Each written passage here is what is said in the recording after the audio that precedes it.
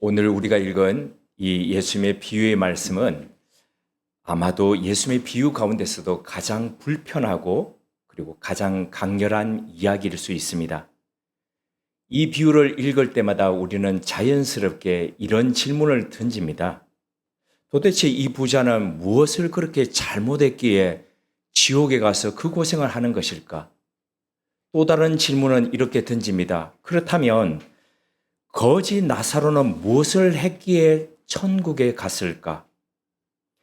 이 질문에 대답하기 위해 우리는 먼저 이 비유가 등장한 맥락을 살펴볼 필요가 있습니다. 누가복음 16장에는 예수님께서 먼저 불의한 청지기의 비유를 하셨습니다. 그리고 결론으로 이 세 가지를 말씀하셨습니다.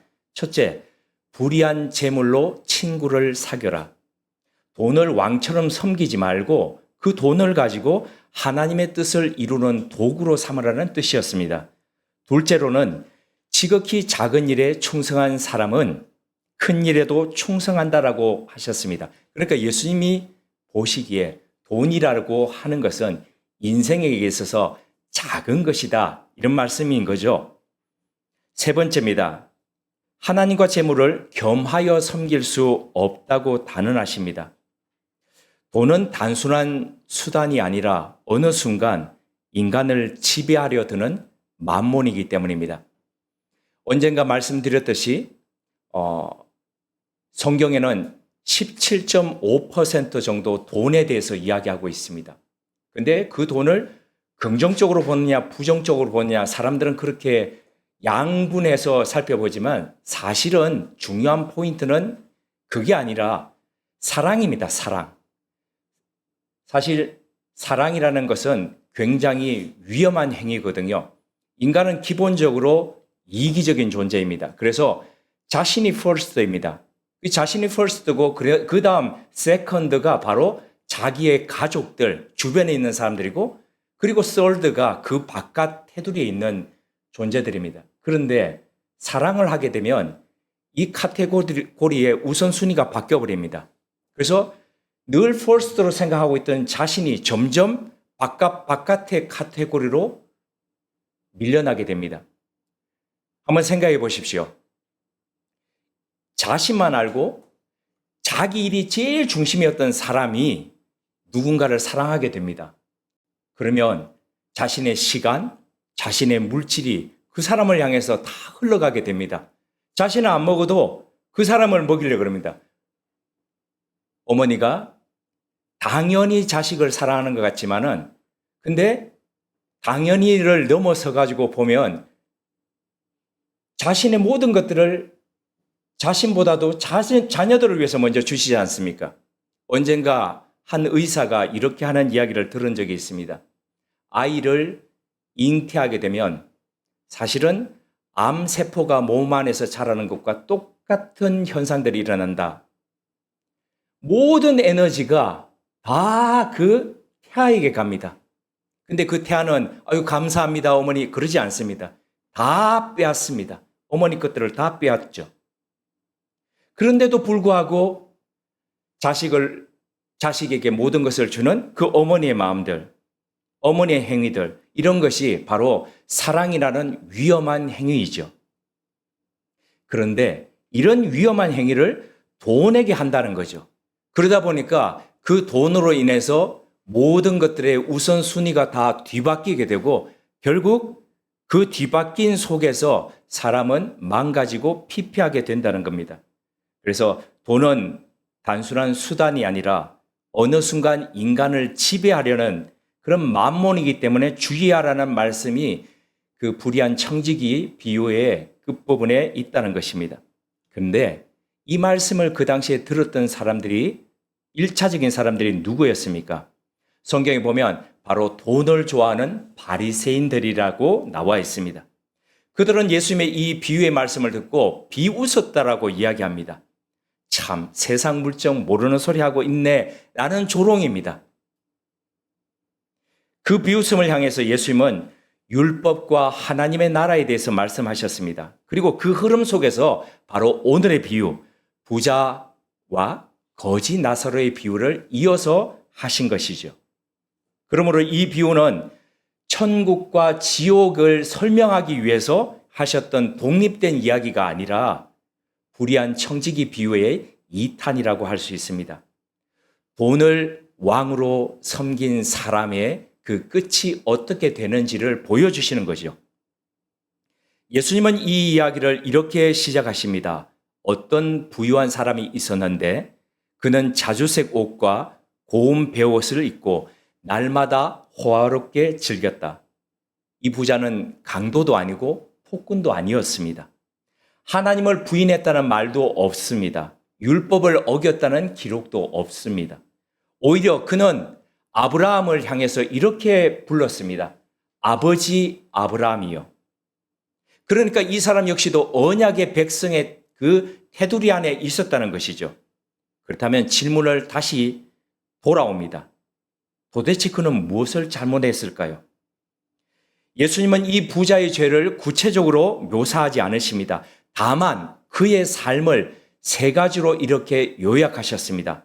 값비싼 자주색 옷을 입고 속옷까지 고급 아마포로 입고 날마다 잔치를 벌이며 살았다.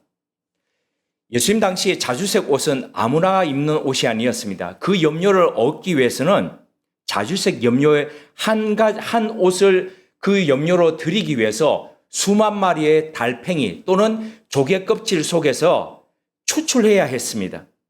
그래서 당시의 자색 옷의 그 염료는 값비싼 금보다도 더 귀하게 거래되었습니다. 그런 말 그대로 당시 사회에서 가장 성공한 사람이었습니다. 그런데 예수님은 그 부자의 집 앞에 한 사람을 등장시키십니다. 이름은 나사로입니다. 병들고 굶주리고 버려진 사람이었습니다. 그리고 여기에서 이 비유의 가장 중요한 지점이 드러납니다. 그것은 문제가 부가 아니었다는 겁니다. 문제는 보지 못함에 있었다는 겁니다. 이 부자는 나사로를 몰랐던 것이 아닙니다. 그는 항상 그 자리에 있었습니다. 나사로는 늘 그 자리에 있었습니다. 매일같이 드나드는 문 앞에 있었습니다. 심지어 예수님은 그 거지에게 이름까지 붙여주셨습니다. 나사로입니다. 예수님의 비유 중에서 한번 생각해 보십시오. 예수님께서 하셨던 수많은 비유 중에서 비유의 이름을 가진 사람은 이 나사로밖에 없습니다. 다른 비유에서는 이름이 등장하지 않습니다. 예외입니다. 왜일까요? 부자가 외면했던 그 존재는 추상적인 가난한 사람이 아니라 구체적인 얼굴과 이름을 가지고 있는 사람이었다는 겁니다. 이웃이었다는 겁니다. 부자의 죄는 정보의 부족이 아닙니다. 관계의 부족이었습니다. 하나님께서 그의 삶에 보내주신 이웃을 그는 보지 않기로 선택했다는 것입니다. 유진 피터슨은 이 부자를 이렇게 해석합니다. 이 부자는 악인이 아니라 자기 삶에 너무 몰두했던 사람이다.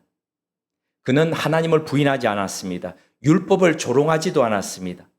다만 그의 삶은 너무 바빴고 너무 풍요로웠고 너무 자기 중심적이어서 하나님이 보내신 문 앞에 있는 사람을 보지 못했습니다. 그래서 피터슨은 이렇게 말합니다. 이 비유의 핵심은 무엇을 믿느냐가 아니라 누구에게 주의를 기울이며 사느냐이다. 그래서 회개란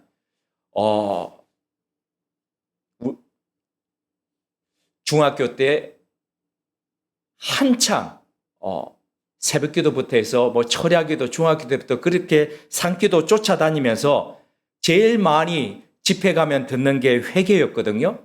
회개하라 회개하라는데 그때 회개는 다 그런 줄 알았습니다. 가슴을 치면서 소리 내면서 그렇게 우는 것 그것인 줄 알았습니다. 그런데 회개란 눈물의 폭발이 아니라 삶의 방향 전환이거든요.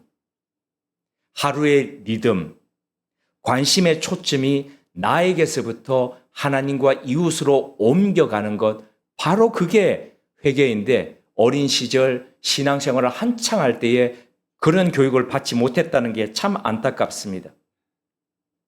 부자는 자기 세계 안에서 만족했던 사람입니다. 그래서 그의 문은 늘 닫혀 있었습니다. 그 닫힌 문은 죽음 이후에도 그대로 유지되었습니다. 그렇다면 나사로는 왜 아브라함의 품에 안겼을까요? 예수님은 나사로의 선행을 이야기하지 않으십니다. 그의 경건 생활도 언급하지 않으십니다. 다만 그의 이름을 알려주셨을 따름입니다. 나사로, 하나님이 도우신다라는 뜻입니다. 그는 가진 것이 없었습니다. 가난과 병과 굶주림밖에 없었습니다. 그런데 바로 그 이유 때문에 그는 하나님을 떠날 수 없었습니다. 한 사람은 가진 것이 너무 많아서 하나님을 필요로 하지 않고 살았습니다. 그런데 다른 한 사람은 의지할 것이 너무 없어서, 아무도 의지할 곳이 없어서 하나님만 붙들 수밖에 없었습니다. 이 삶의 방향이 두 사람의 영혼의 방향을 갈랐습니다.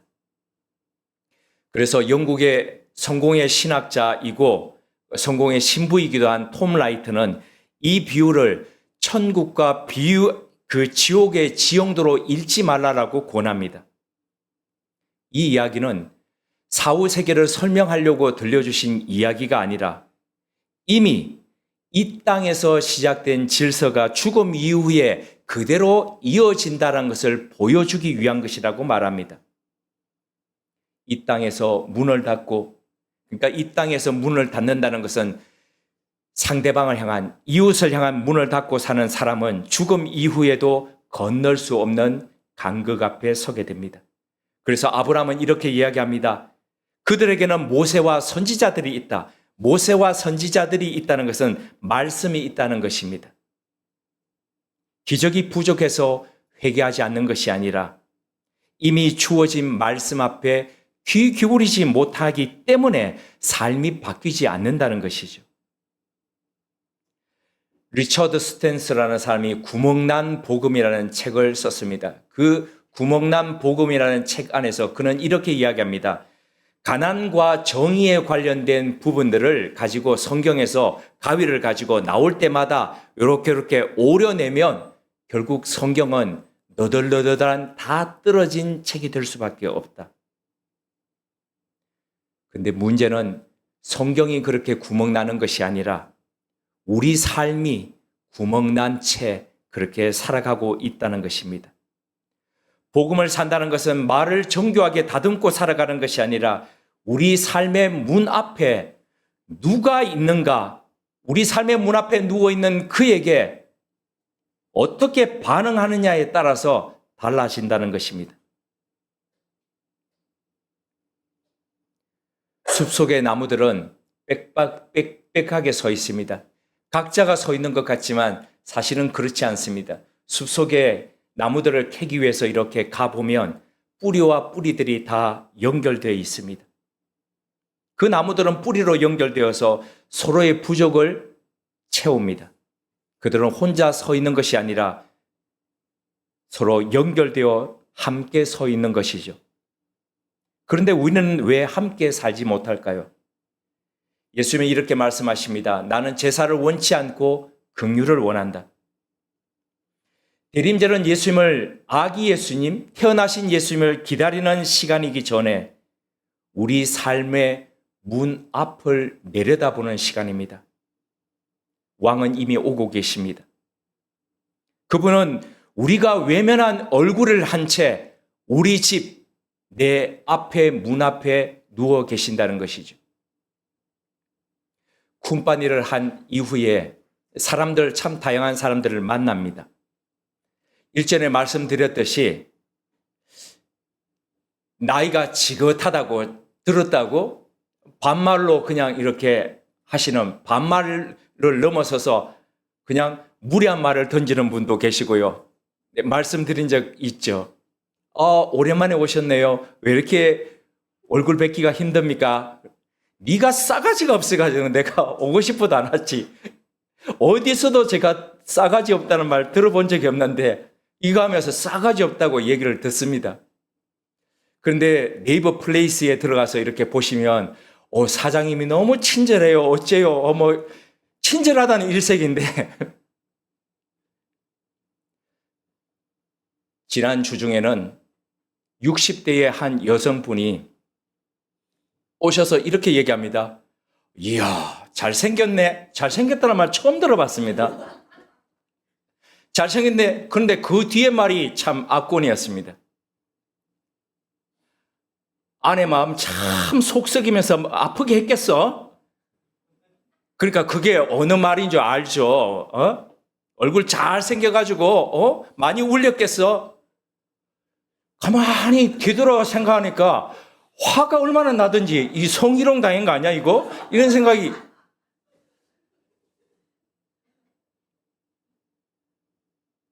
지금까지 그런 일로 제가 20년 넘게 동안 있으면서 아내의 얼굴에 눈물 나게 한 적은 없는 것 같은데요.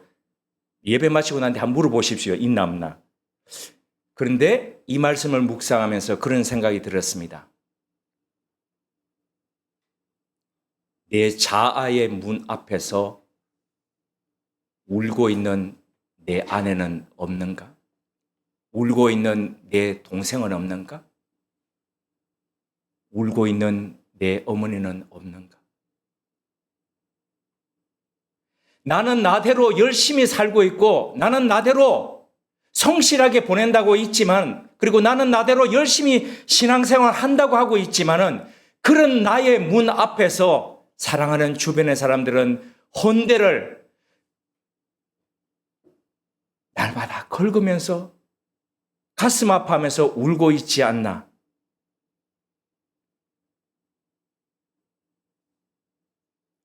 귀하신 우물원 가족님들, 왕은 이미 오고 계십니다.